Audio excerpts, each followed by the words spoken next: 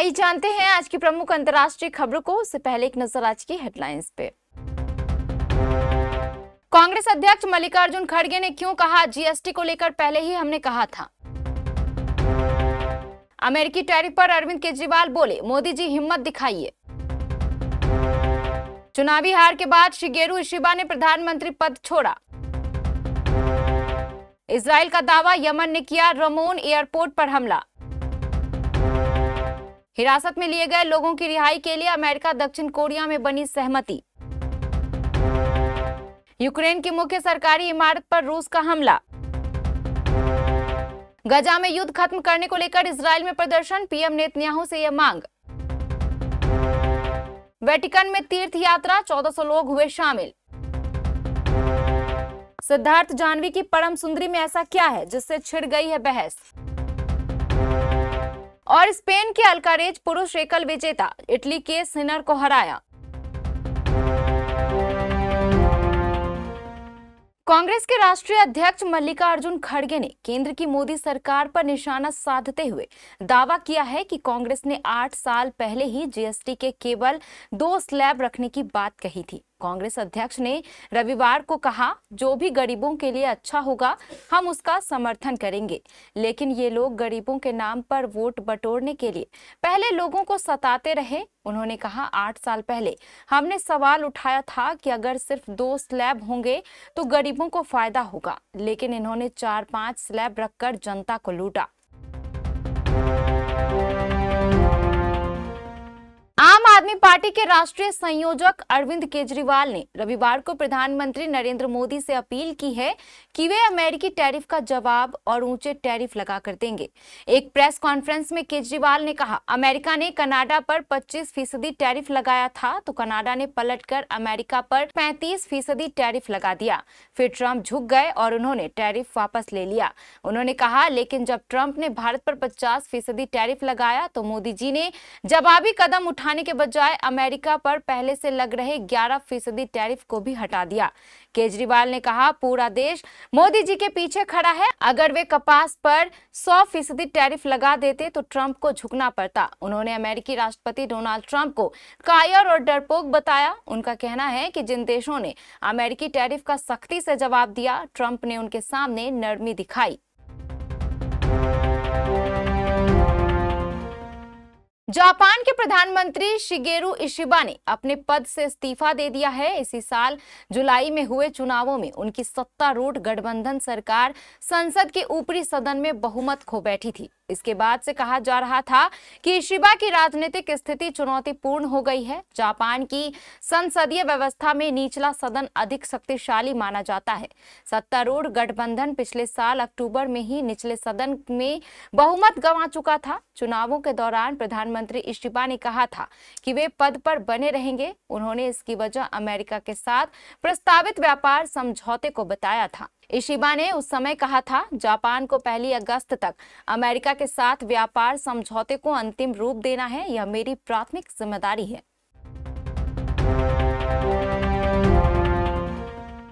Israeli अधिकारियों का कहना है कि यमन से छोड़ा गया एक ड्रोन दक्षिणी इजराइल के रमोन एयरपोर्ट से टकराया है। हमले में टर्मिनल बिल्डिंग को नुकसान पहुंचा और कम से कम 2 लोगों को मामूली चोटें आई। हमले के बाद कुछ समय के लिए उड़ानें रोक दी गई थी। हालांकि अब एयरपोर्ट का संचालन फिर से शुरू हो गया है। इजरायली सेना ने कहा कि ड्रोन हमले से पहले कोई चेतावनी सायरन नहीं बजाया। यह जांच की जा रही है कि ड्रोन को पहचानने में नाकामी क्यों हुई।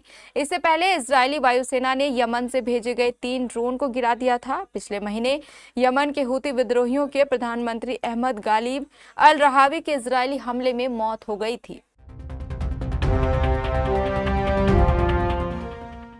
दक्षिण कोरिया की सरकार ने कहा है कि अमेरिका के साथ उनकी सहमति बन गई है, जिसके बाद जॉर्जिया में हुंडई प्लांट पर हुई बड़ी इमिग्रेशन छापेमारी में हिरासत में लिए गए उसके नागरिकों को रिहा किया जाएगा। राष्ट्रपति के चीफ ऑफ स्टाफ ने बताया कि प्रशासनिक प्रक्रियाएं पूरी होते ही इन नागरिकों को देश वापस लाने के लिए एक चार्टर्ड विमान भेजा जाएगा। कांग हुन सिक ने कहा कि भविष्य में ऐसे मामलों को रोकने के लिए वीजा सिस्टम को बेहतर बनाया जाएगा। अमेरिकी अधिकारियों ने इस छापे में कुल 475 लोगों को गिरफ्तार किया था। इनमें 300 से ज्यादा दक्षिण कोरियाई नागरिक थे। इमिग्रेशन एंड कस्टम्स एनफोर्समेंट के अधिकारियों का कहना है कि ये लोग बैटरी बनाने वाले कारखाने में गैर कानूनी तरीके से काम कर रहे थे।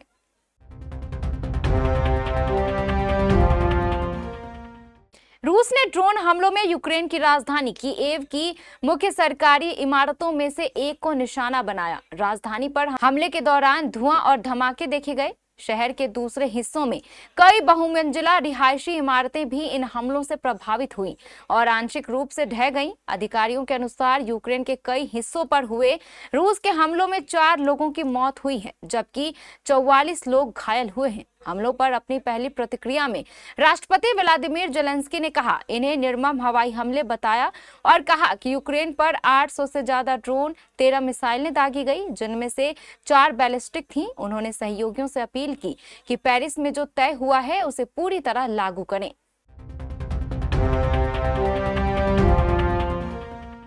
इजराइल में रविवार को 15,000 से ज्यादा लोग सड़कों पर उतरे और गजा में जारी युद्ध को खत्म करने की मांग की। उन्होंने प्रधानमंत्री बेंजामिन नेतन्याहू से अपील की कि वह बचे हुए बंधकों को छुड़ाने के लिए हमास के साथ किसी समझौते पर राजी हों।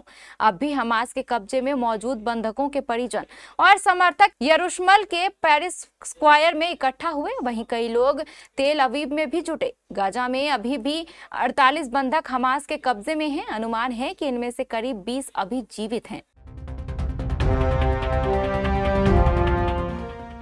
इटली की राजधानी रोम में करीब 1400 कैथोलिक रंग बिरंगे कपड़े पहनकर और हाथों में क्रॉस लेकर पहली बार आधिकारिक तौर पर हो रही LGBTQ तीर्थ यात्रा में शामिल हुए हैं। यह यात्रा वेटिकन के जुबली ईयर का हिस्सा है और इसमें शामिल लोग 20 देशों से आए हैं। ये लोग इस हफ्ते प्रार्थना सभा और अन्य धार्मिक कार्यक्रमों में हिस्सा ले रहे हैं। हालांकि उनकी 14वें पोप लियो से निजी मुलाकात नहीं होगी। पोप फ्रांसिस ने चर्च के LGBTQ से जुड़े नियमों में बदलाव नहीं किया था, लेकिन 2023 में जारी एक आदेश में उन्होंने पादरियों को समलैंगिक जोड़ों को आशीर्वाद देने की इजाजत दी थी। इस फैसले से कई पारंपरिक कैथोलिक, खासकर अफ्रीकी देशों में नाराज हुए थे। शनिवार को LGBTQ समुदाय के लोग सेंट पीटर्स बेसिलिका के होली डोर से अंदर गए। रोमन कैथोलिक चर्च का जुबली ईयर हर साल 25 साल में मनाया जाता है। इसी दौरान यह खास दरवाजा खोला भी जाता है। बॉलीवुड की एक नई फिल्म ने एक बार फिर से इस बहस को हवा दे दी है कि देश का सबसे बड़ा और प्रभावशाली फिल्म उद्योग गैर हिंदी भाषी राज्यों के किरदारों को किस तरह पेश करता है। सिद्धार्थ मल्होत्रा और जानवी कपूर अभिनीत रोमांटिक कॉमेडी फिल्म परम सुंदरी दक्षिण भारत के राज्य केरल की एक महिला और उत्तर भारत के दिल्ली के एक पुरुष की प्रेम कहानी है। परम और सुंदरी पहले आपस में झगड़ते हैं और फिर प्यार में पड़ जाते हैं। इसके बाद फिल्म में ये दोनों अपने बीच के सांस्कृतिक मतभेदों को सफलतापूर्वक पार कर लेते हैं। यह विचार बिल्कुल नया नहीं है। बॉलीवुड लंबे समय से उत्तर दक्षिण के सांस्कृतिक अंतर को रोमांटिक कॉमेडी के जरिए दिखाता आया है। आलोचक मानते हैं कि बहुभाषी देश में अगर इस तरह की कहानियां संवेदनशीलता के साथ दिखाई जाएं तो वो हिट साबित हो सकती हैं।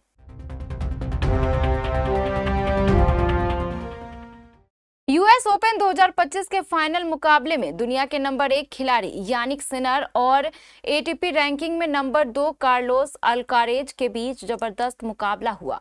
न्यूयॉर्क में खेले गए इस मैच में अल्कारेज ने शानदार शुरुआत करते हुए पहले सेट में सिनर को 6-2 से हराया। इसके बाद सिनर ने वापसी की।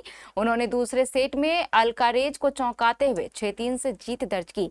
तीसरे सेट में भी दोनों के बीच लंबी रैलियों के साथ कांटे की टक्कर दिखी। हालांकि अल्कारेज ने इस सेट में केवल एक गेम गंवाया और 6-1 से अपने नाम कर लिया। चौथे सेट में सिनर ने वापसी का भरपूर प्रयास किया, लेकिन अंत में अल्कारेज ने उन्हें 6-4 से हराकर मुकाबले को जीत लिया।